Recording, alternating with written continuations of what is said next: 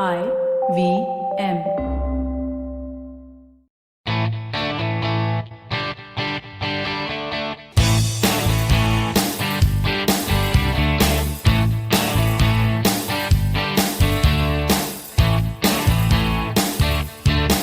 Hello and welcome to a brand new episode of the Musafir Stories, India's very own travel podcast, where each week we discuss the story of travelers in their own words and relive their experiences with you, our listeners. Hello everyone, hope you're doing well. Before we start with today's episode, an announcement for our previous giveaway. The lucky winner who has won a ticket to NASHIK Heritage Walk is Ricken Merchant. Congratulations, Ricken. Hope you enjoy your walk. We will be reaching out to you with further details. Guys, we absolutely love it when you participate in our giveaways, and thank you for all your responses. Keep the spirit going. As for today's episode, we have Akansha Siwach from the Tales of the Hidden Trails. She's taking us to a mystical hidden destination. So get ready as we find out more. You're the people pleaser, right? Oh, yes. Or then desperately seeking the one? Oh, wait, you're the one who doesn't think they're ever good enough. Oh. So much drama. And for what? Is it doing you any good? Listen to me. I'm Chetna, your favorite positive action coach. Yes, I'm the one who has been dropping all those truth bombs on every episode. Oh, no. And it's time you learn to say no to drama.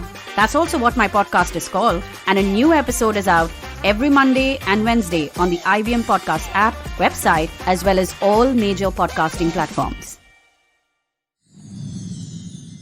So with that introduction, we'd love to welcome Akanksha Siwach, a traveler and a blogger who blogs under the handle Tales of the Hidden Trails. Akanksha, thank you so much for being a part of the Musafir Stories and welcome. Hey Akansha, welcome to the Musafir Stories. Thank you so much, guys. It's a pleasure being here today. It's a pleasure hosting you, Akansha. Akansha, the introduction that we gave about you was pretty short, so why don't you go ahead and tell our listeners a little about yourself and your blog? So, well, hi everyone. I am Akansha Siwach, and for starters, I come from a defense background. So traveling comes very naturally to me.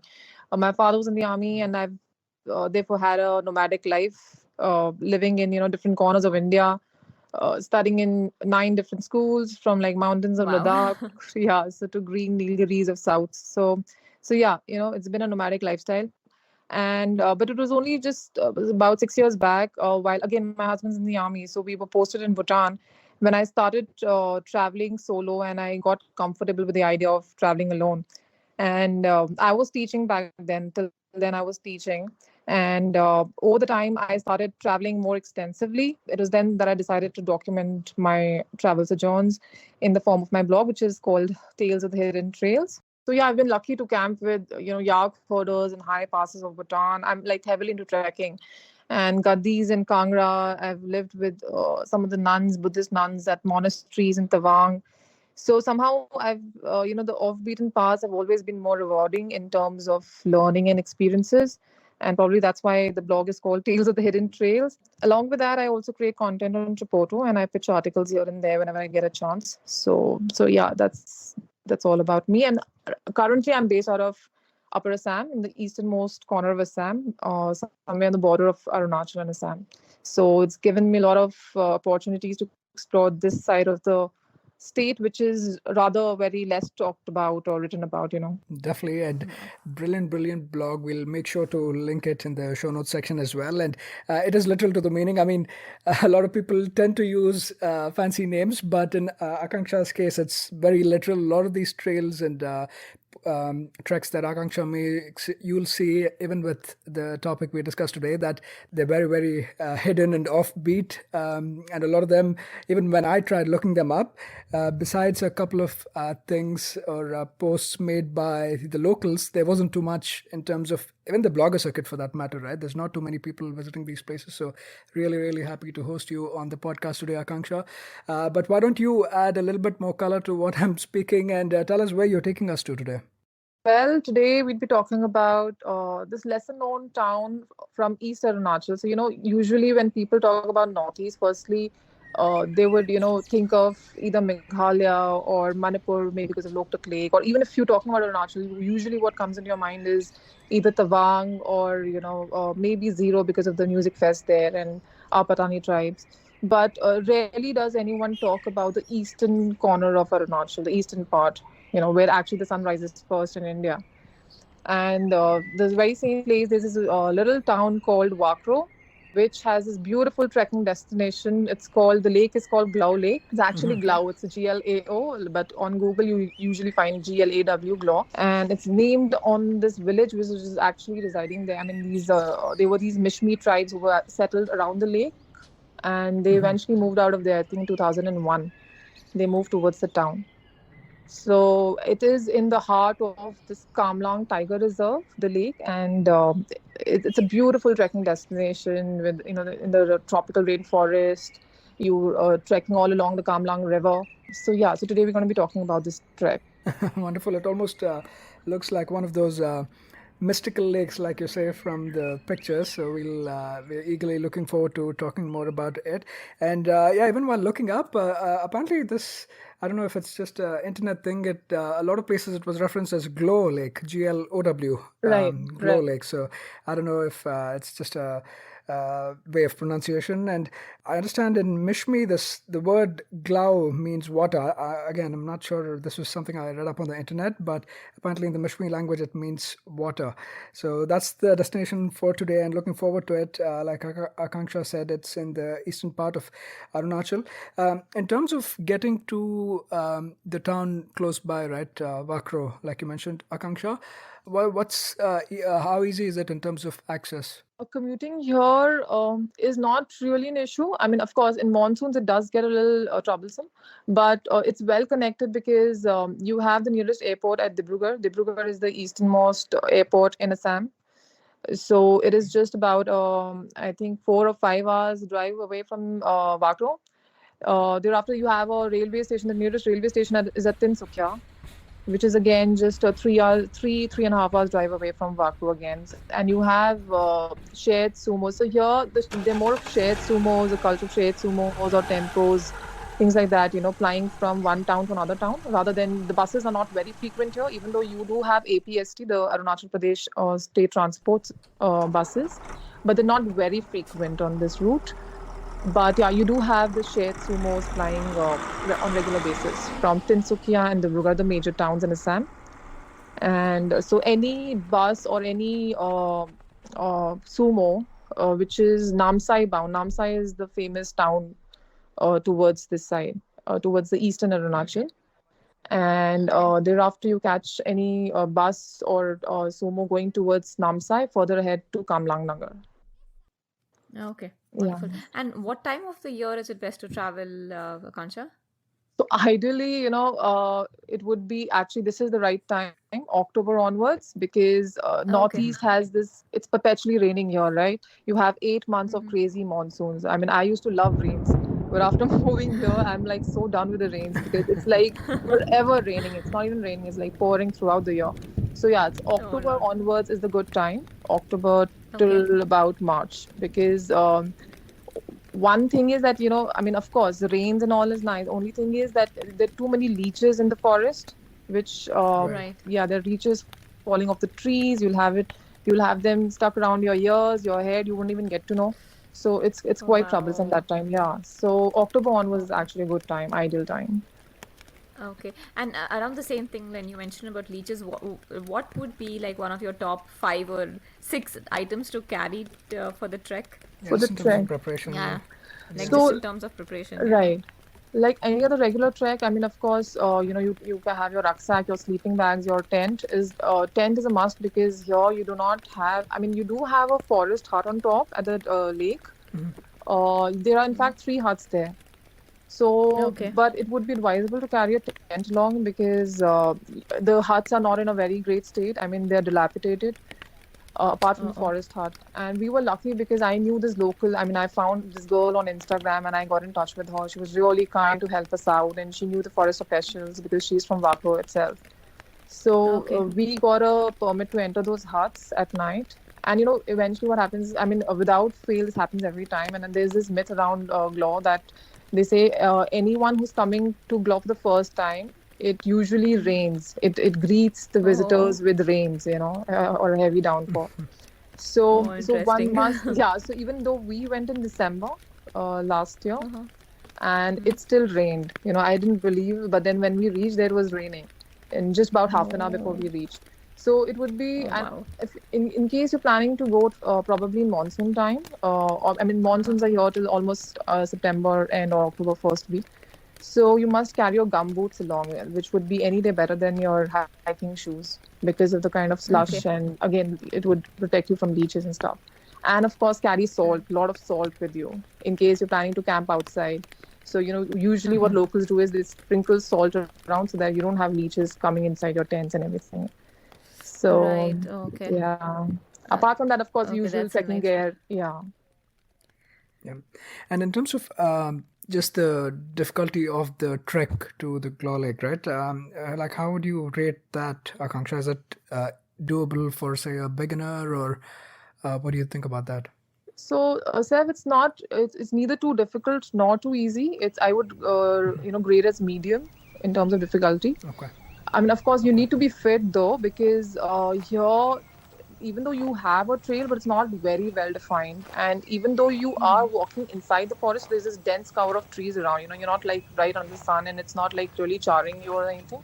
But at the same time, you're walking almost 16 kilometers in a day, and you Oh, are gaining some sort of elevation. Though Glaw is not at a great height or anything, but even then, there's quite a lot of walking. So you're almost walking for 7 to 8 hours in a day, right? wow. So you Right. Right. you Right. do need to be fit, yeah, but it's not that difficult, and but yeah, one needs to be in good shape.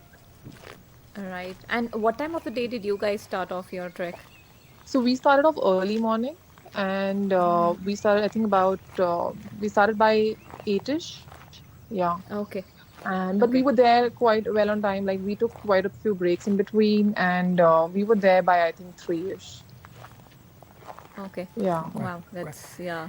And one last thing before we kind of head off on the trek itself and talk a little bit more about that.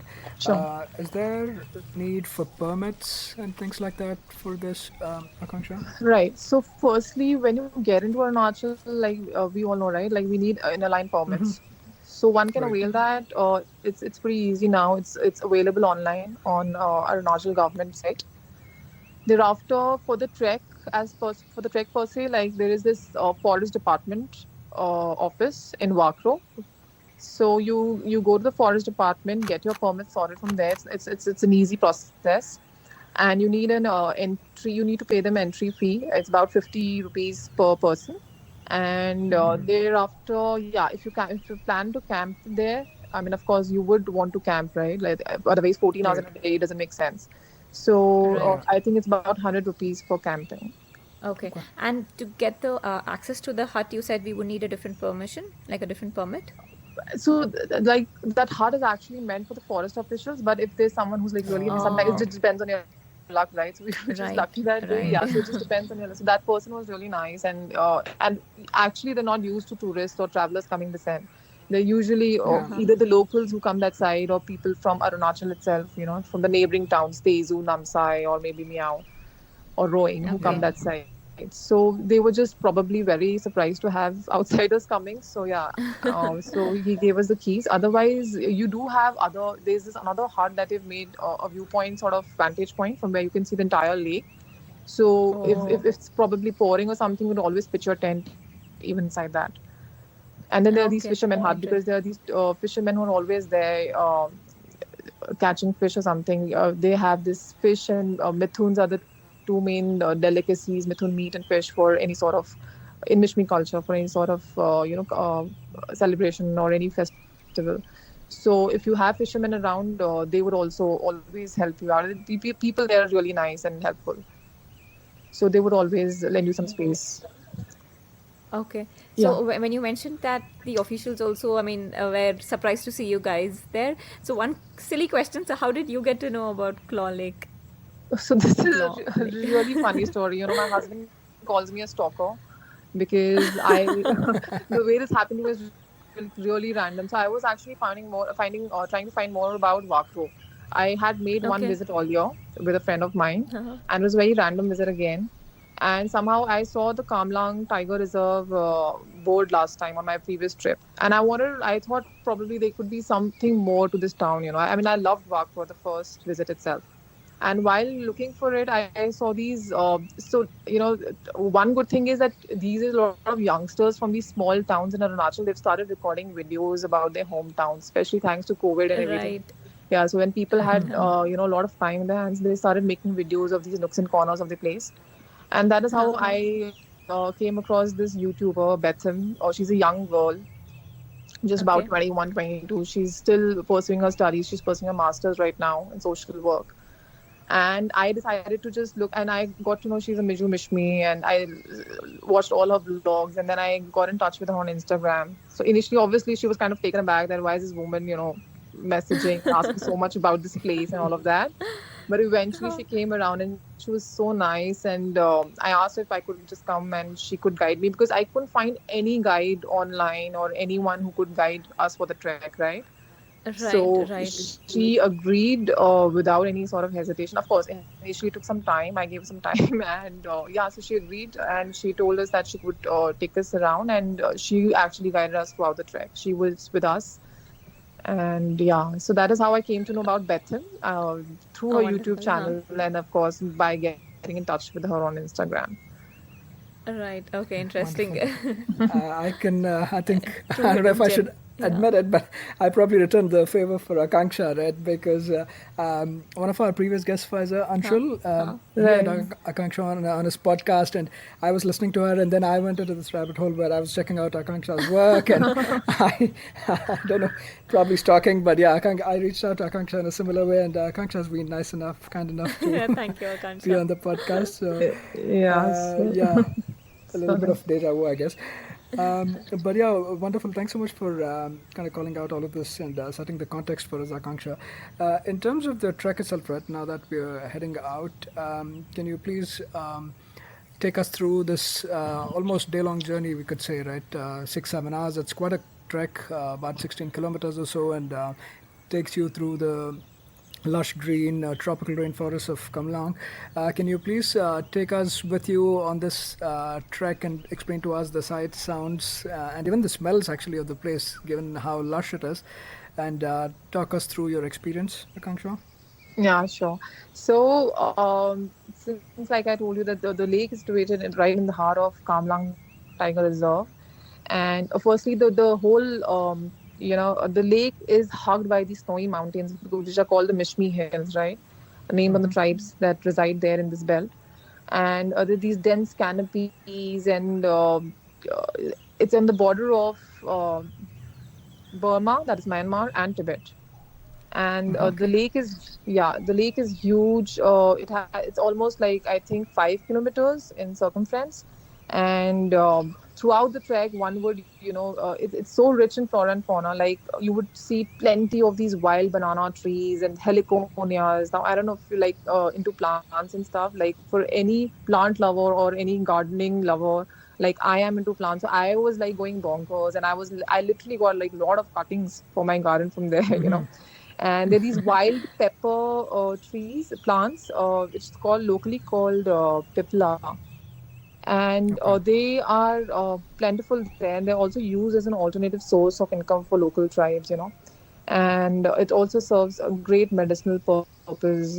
It has this tingling sensation. It leaves this tingling sensation on your tongue if you try it out. But they do use it in their food and all that.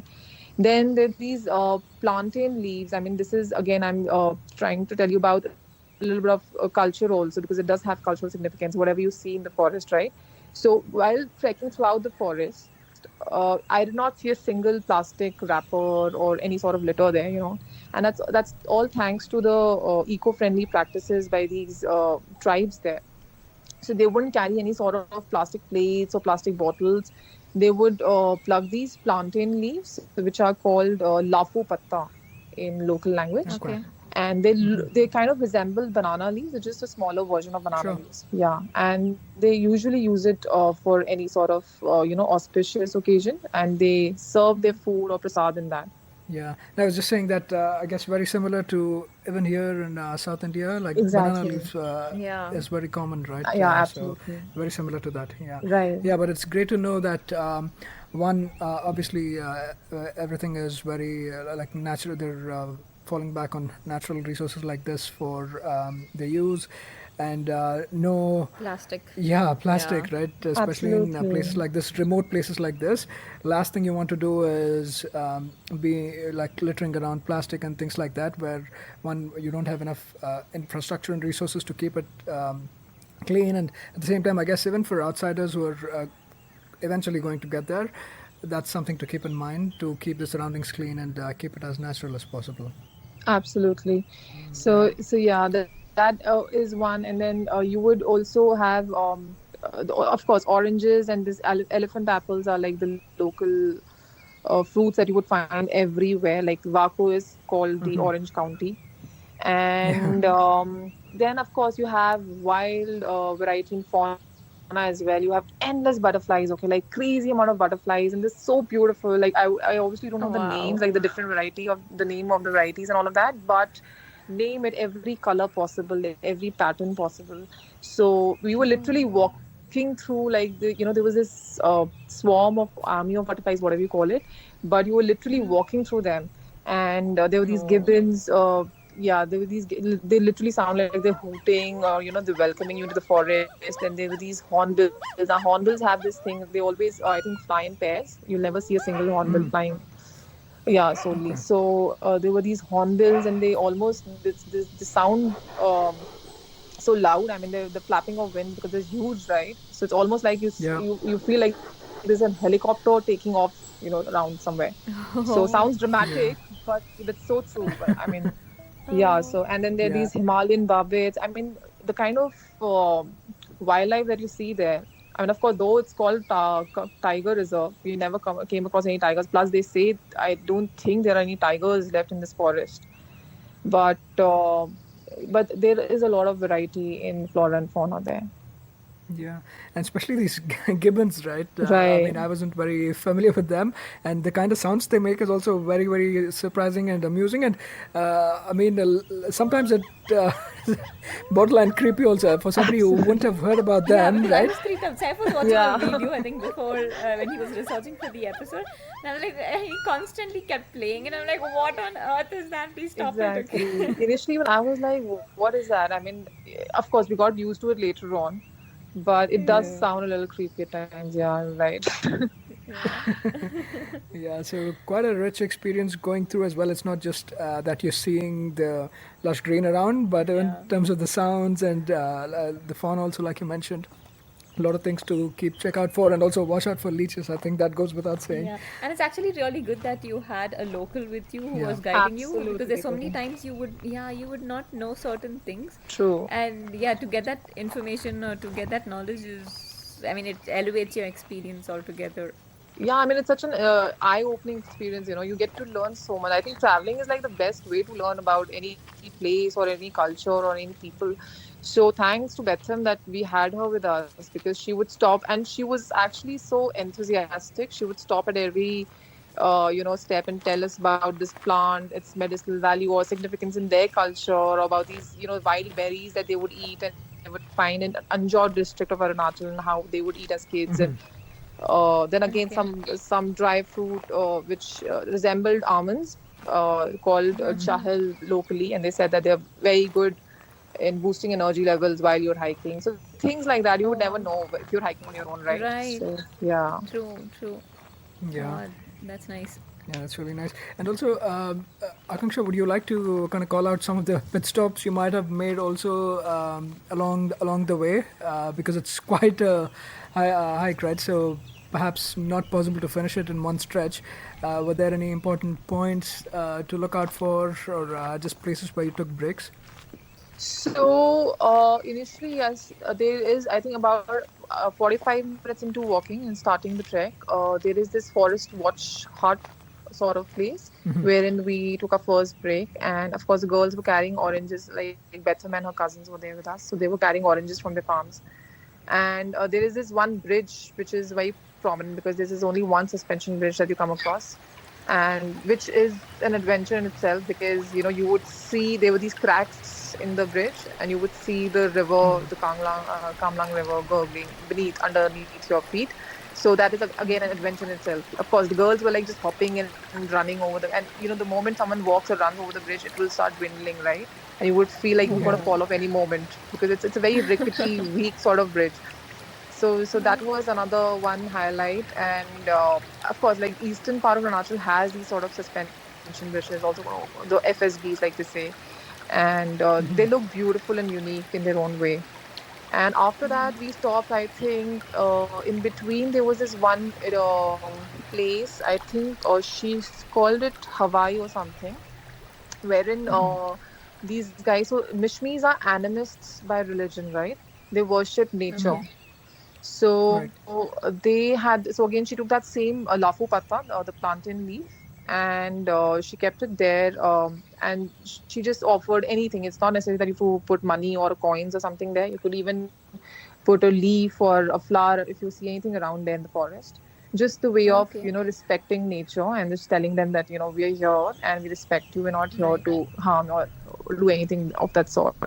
So that was one place I vividly remember because that was again an insight into the culture. And thereafter, there was this one place. It's called Kalal. This is right, I think, 2 hours before you hit the lake eventually. So there is a trekker's hut in Kalai, sorry. So Kalai was this place wherein you have this trekker's hut. So most of the people could also camp at Kalai because that hut was in a pretty good state. One could, if you want, you could always take a break there, because obviously it depends on different people. I mean, people's fitness level, right? So some people are not okay with doing it in one day. So you could always stop here also in case you have enough time. And so I think there were 3-4 pit stops in between that we took. All in all, even though it's like through the forest, it's definitely not monotonous from an experience perspective, right? Yeah, Keeps definitely not. changing, and obviously there's these pit stops as well, and that rickety suspension bridge that you talked about, that also is pretty thrilling experience, I would say. Now, tell us, like, leading up to the actual like the star of the whole trek, right? The destination. I mean, this is one of those instances, I guess, where the destination as well as the journey are as beautiful, right? It's not one or the other. Tell us a little bit more about the Glaw Lake itself and how it is, and what are the things you see in the surroundings. Obviously, besides the lake itself, you mentioned that there's a couple of huts as well. So explain us that experience of like watching it for the first time, and also the time you spent at the lake or by the lake. So we finally reached the lake, I think, in the afternoon, say about 3:30. And evening, of course, we were quite tired as well. But the next morning, when we woke up, early morning, I mean, it was a sight to behold. It was unreal. You would see the mist flaring up from the lake, and also since I told you, like, there were these 2 fishermen, the Mishmi guys, who were staying there. So, so people still, like, of course, I mean, though hunting is banned, I mean, it's not illegal and all of that. But like I said, for their sort of any sort of special occasion and things like that, they do go around looking for, and it's been a part of their culture, since time immemorial. So I think it's difficult to kind of get rid of such practices. So their local food and all actually it involves, and you'd always find these people, whether it's like a boy who's as young as 10-year-old or a man who's like above 20s. They would always be around with catapults and daws. Daws are like these axe sort of thing. It's locally called daw. Yep. And or even arrows for that, or even guns for that matter. So it's pretty usual to spot a man on the road, and they usually roam around like that. So that was one thing. So morning when we woke up, and so the previous night, I mean the previous evening, these guys, so they made these makeshift bamboo rafts. It's like a DIY bamboo raft, just made of 3 bamboo logs, right? And so this is again all eco-friendly, all made on their own, all their own innovations and all of that. and it was even the strings that they made were out of bamboo, like thinly sliced bamboo, and they tied up the logs with those strings made out of bamboo. So, and imagine like balancing it out on that lake. So another myth is that like you don't drown in Glaw Oh, for some reason, okay. and you can never drown. So this guy, they went in the forest, and so I am like vegan, and I was like praying hard that they don't find anything for themselves, like being mean and all of that. And next morning, but they were really nice. Next morning, while leaving, they were like, "Why don't you sit with us and have breakfast? And you can't be like eating Maggie and trekking all that distance. So have something substantial." So my husband, of course, is a keen non-vegetarian. I mean, he loves his share of non-veg. And so they had, so in Mishmi culture, like you have this hut, and you have this hearth in between, wherein you have this fireplace, and all Right. sort of meat and all of that, even corns for that matter. They put it on the top slab so that it Yep. indirectly gets this heat and it doesn't go Okay. bad. So I think that Almost like slow cooking, also, right, right? They yeah, yeah. prepare it So for it's a little bit, basically and roasting and charring yeah, slowly, yeah. So yeah. over the time, so these guys had got, I think, some sort of bird, and so yeah, so my husband had good. I think, I don't know what bird it was, but there was a black feather there, and I just hope it wasn't a crow.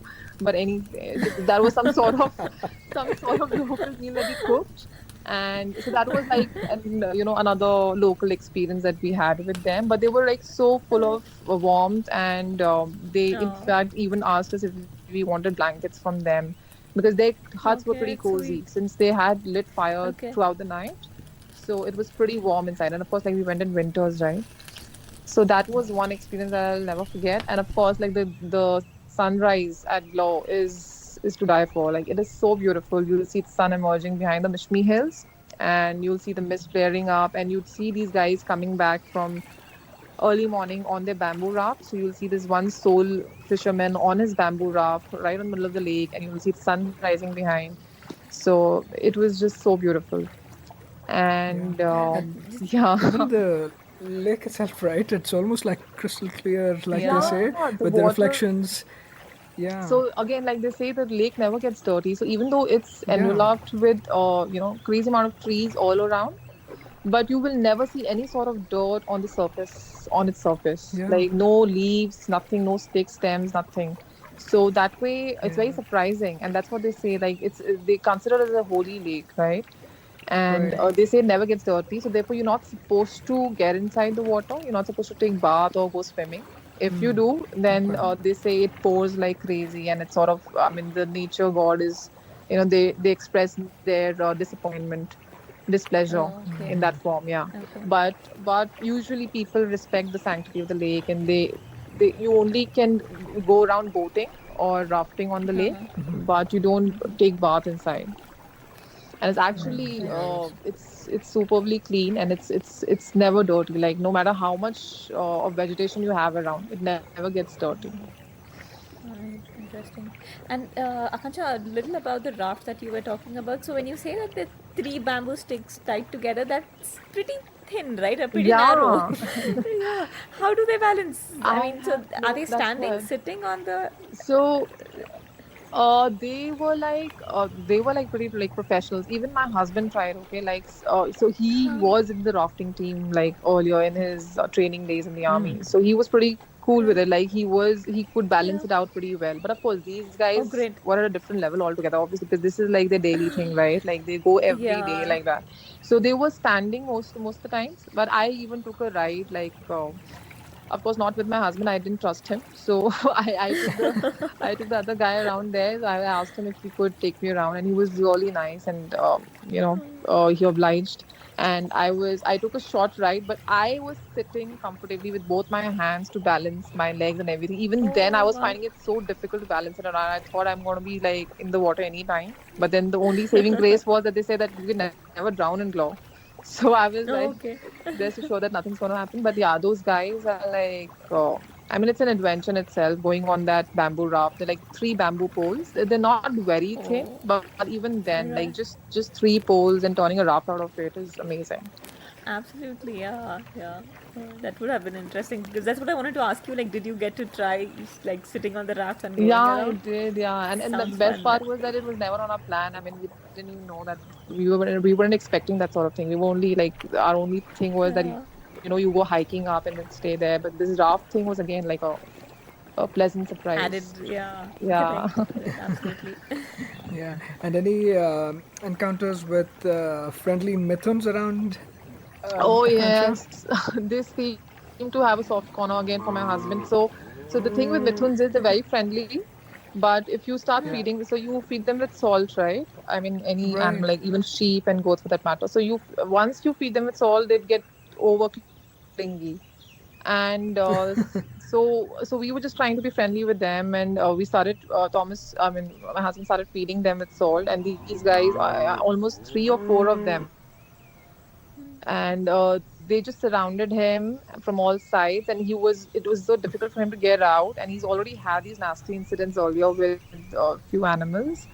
So I was kind of worried there's another one coming his way, but yeah, luckily. So if you ever happen to have mithuns around, like, don't go overboard like feeding them, because they tend to get a little clingy, and because they want more and more. So but otherwise they're pretty friendly in nature. They're like, I think they're a mix of buffaloes and cows. I'm not sure exactly, but yeah, they're the local. Pretty hefty though, yeah. Yeah, Bison, I guess. yeah, a smaller Almost version, a probably. Yeah, yeah, a smaller yeah, version smaller of version that. of the Probably a bison, Bison, species of yeah. them, I almost. guess. Yeah. Yeah. Wonderful. I think it's great that you've had all these wonderful experiences, and especially the raft one. Very, very envious of that. Akanksha, just going by the pictures, and uh, especially that lake and the atmosphere also, right? Early morning with that mist literally just seems like it's rising out of the lake itself. It must have been a wonderful experience. Just kind of touching upon the Mishmi folk as well that you mentioned, and you mentioned that Betham was also Mijo Mishmi, right? I hope I'm pronouncing that correctly. Right, sir. Any further interactions just about the way of living of these tribes folk and just their way of life in general, Akanksha? Did you have any kind of insights into that as well with your interactions with Betham? So, while we were there, like, it wasn't like, I mean, of course, we had interaction and on a limited basis, because, of course, like, this was during COVID times and all of that. But yeah, so I didn't get like very deep insight into the culture, but whatever little bit I did, I'd love to talk about it. So, again, there are three kind of Mishmis, right? Mishmi is like major tribe. Uh, in two valleys, that is Dibang Valley. So wherein you have the Idu Mishmis, one type of Mishmi, the Idu Mishmis, and then you have Lohit and Anjaw districts, wherein you have Miju Right. Mishmis and Digaru Mishmis. So Wakro mostly has Miju Mishmis, and Betham is one of them. And so back in the day, like I said, they would heavily rely on hunting and fishing. But you now, like I said, you would find them, roaming around with catapults and guns in even Daos at times. But now people are majorly into farming, that is paddy cultivation, and of course orange. Like I said, Wakro is orange county, so a lot of revenues from the orange cultivation as well. And then you have tea gardens there. So Mishmis are mostly into agriculture now, but back in the day they were like hunters mainly. And they are animists by religion. Like I said, they worship sun and moon, and they call like the sun and moon, I think, Amik Matai is their local name of the deity. And Okay. yeah, and mithuns, again, like I said, mithuns, usually you'd find mithuns here, and they're highly prized by the Mishmis. Um, they are like, the number of mithuns the man owns signifies his wealth. Like, they're used for dowries, they're used for settlements of village disputes. So any sort of religious function, so you'd have mithuns coming into play. You'd find mithun heads, skulls decorated in the, I mean, the drawing area is all decorated with the mithun skulls. So that shows how prosperous the family is.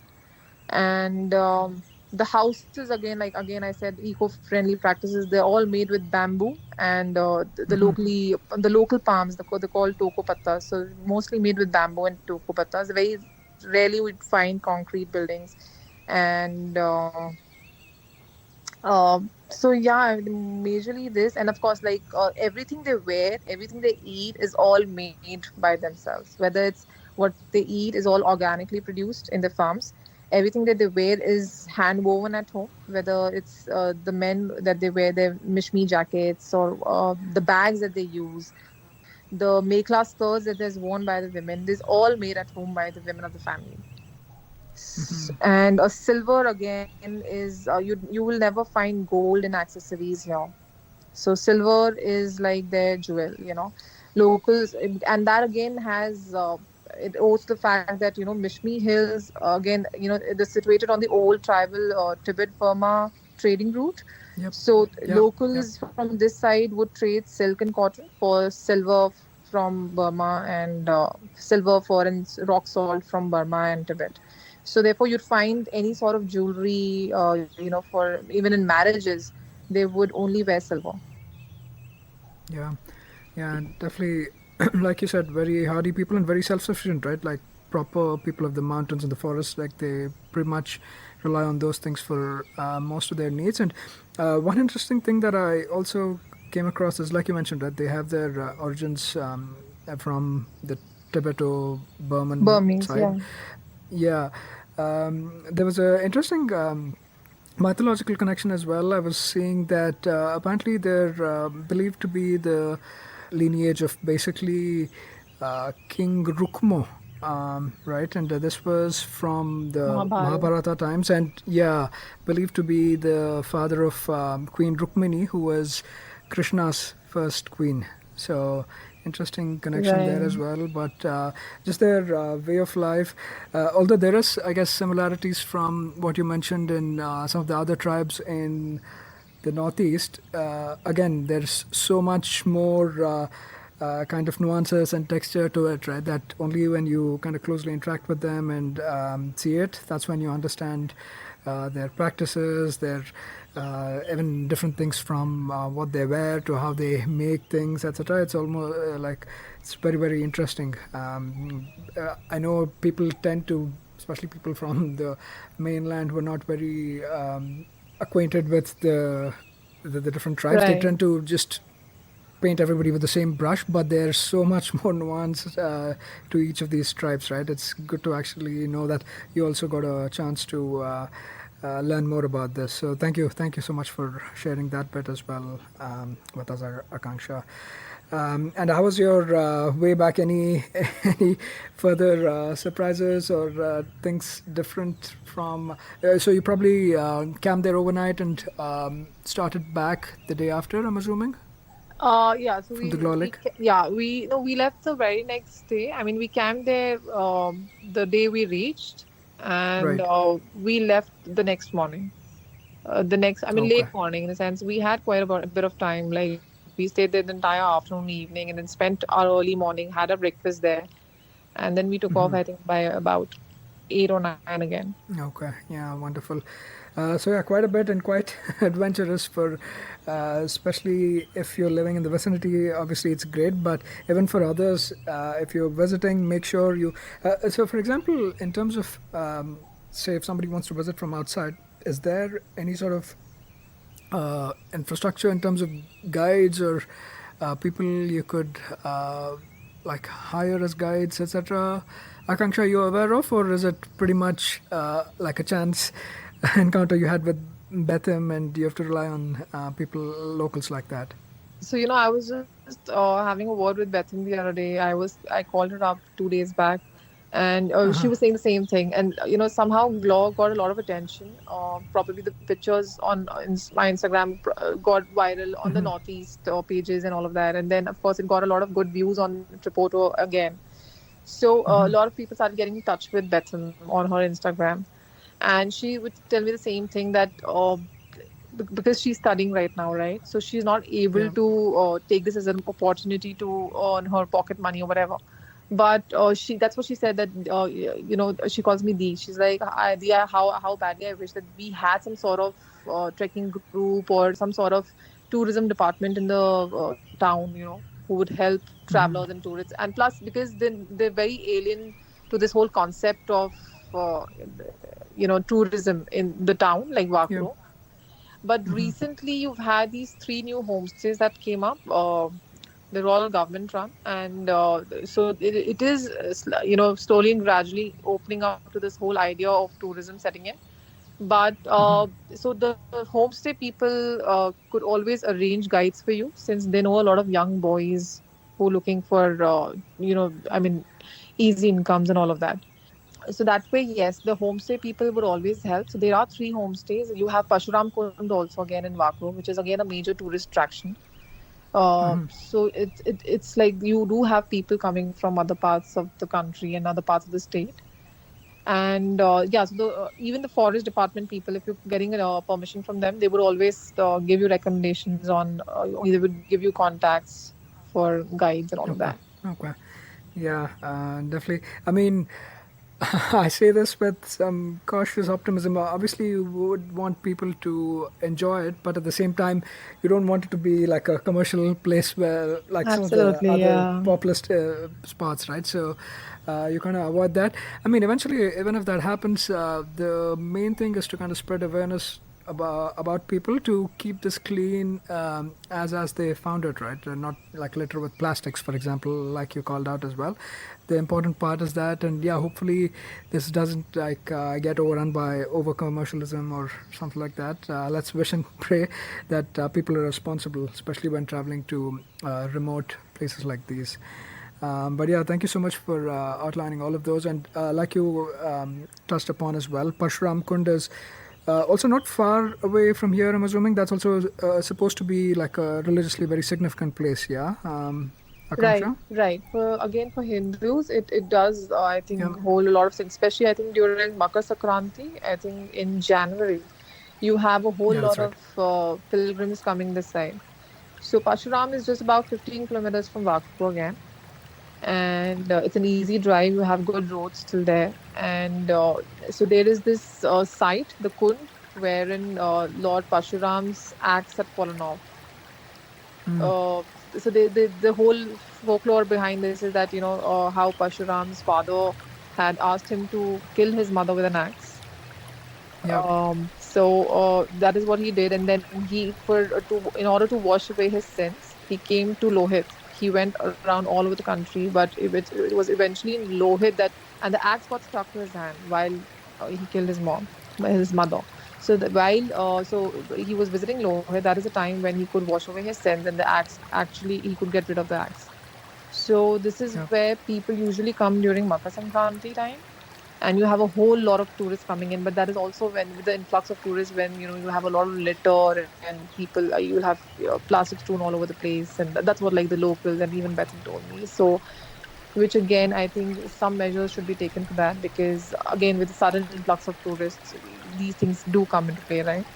So yeah. yeah, Yeah, but even for a regular traveler, it does make a good, travel destination. So Pashuram Kund is worth a visit. You have the beautiful Lohit. It's all turquoise green, and there's a it's a short hike. It's a 15-20 minutes walk down the stairs to the Kund. So yeah, that again is another good tourist attraction for your, itinerary. yeah. Especially if you're around the region for a longer time, perhaps you Right. could definitely take benefit of that. And there was another. I don't know how far away this is, but I found this very interesting as well.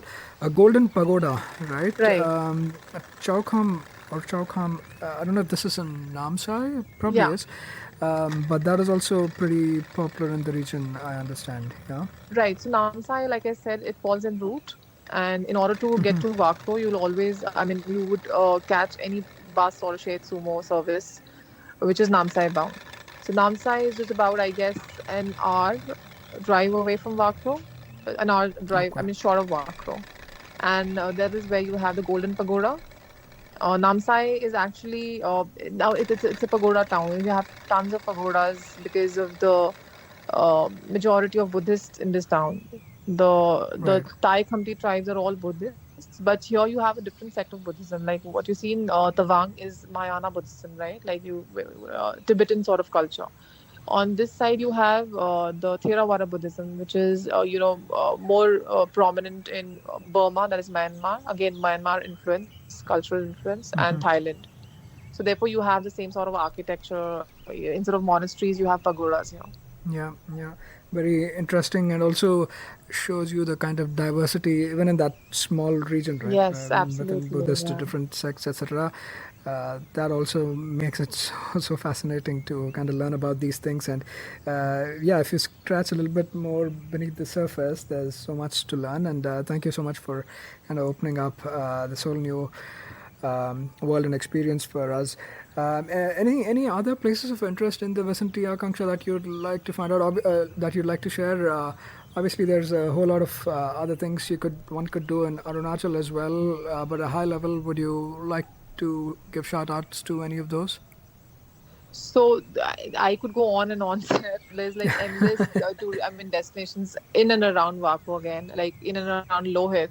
So you have Namsai district, wherein, like I said, it's a pagoda town. Then you have towards further ahead of Wakro, if you're going further east, like towards the easternmost corner, you could say, of India, is the Anjaw district, wherein you have Along and Dong Valley.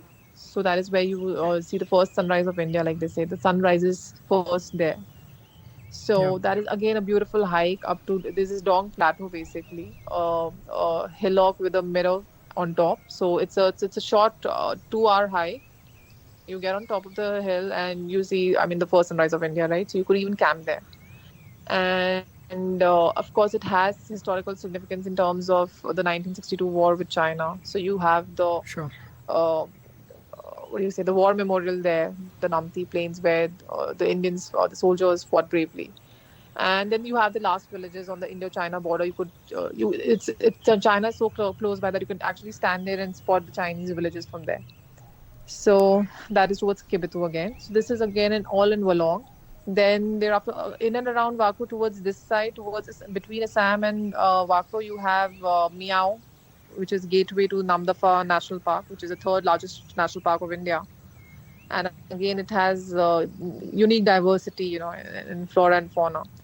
And this is way larger than Kamlang Tiger Reserve, and it is also a homeland to the Lisu tribes. And then again, if there are serious trekkers who are planning, for a good hike, for a good trek, or there is a 10-day long, not a 10-day, maybe a week long trek to, it's the most cut off town of India, that is Vijayanagar.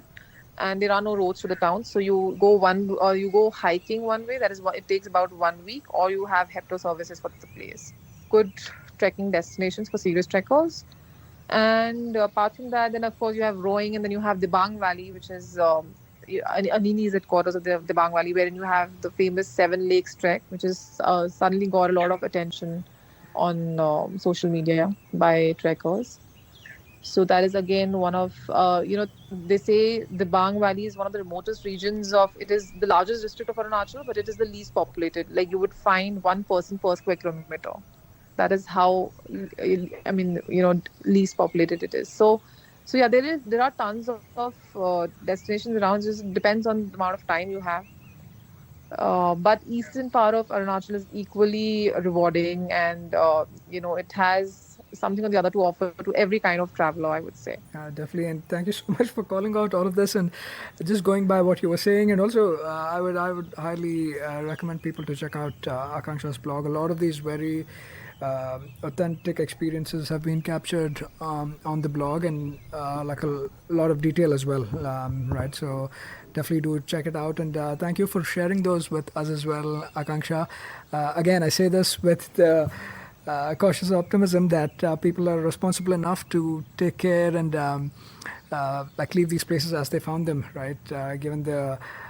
Given how cut off they are and how on minimal infrastructure they survive, worst thing one can do is come and litter these places. So even if you're planning, visiting and experiencing the rich variety of not just places but even culture, the flora, fauna of these places, definitely make sure to leave them in, if not in a better state, at least in the same state as you found them.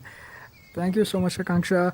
firstly, thank you for all you do. And secondly, thank you again for coming and sharing this wonderful experience for us and our listeners. For a lot of us, living these experiences vicariously might be the only choice, at least in the immediate future. So thank you so much for sharing your experience and helping us literally go on this trek with you to the wonderful Glaw Lake, the mystical Glaw Lake, and enjoy that whole experience. Thank you, Akanksha. Thank you so much, Seth, for having me here and for bringing all travelers from diverse fields and different corners of the country on the same platform to talk about these places. So yeah, thanks again. Thank you so much, Akanksha. The pleasure is all ours.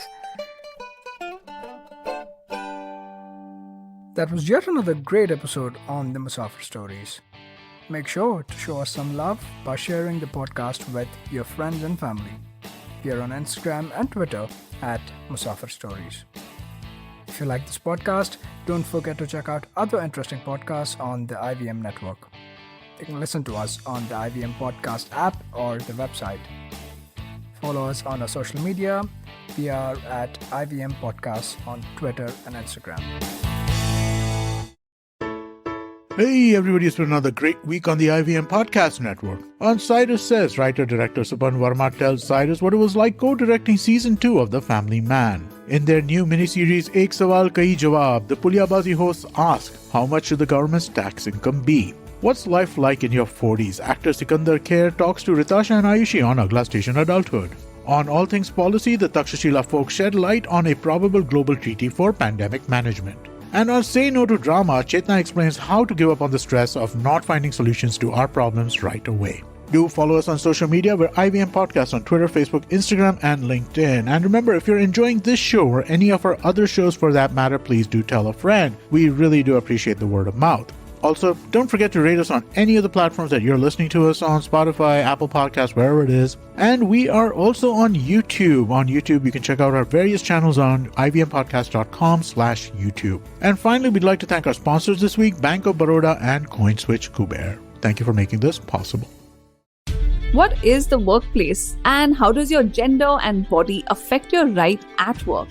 Hey, I'm Priya Mirza, and on the Longest Constitution podcast, we critically examine the vision of the Indian Constitution and laws. In Season 1, we looked at sex, gender, sexuality in India, and the landmark judgments which transformed our rights as citizens in this country. In Season 2, we discussed the laws which shape the workplace and examine how ability, competence, and merit impact us, and much more. Join me, Priya Mirza, every Wednesday only on the IVM Podcast app, website, and all the major podcast streaming platforms.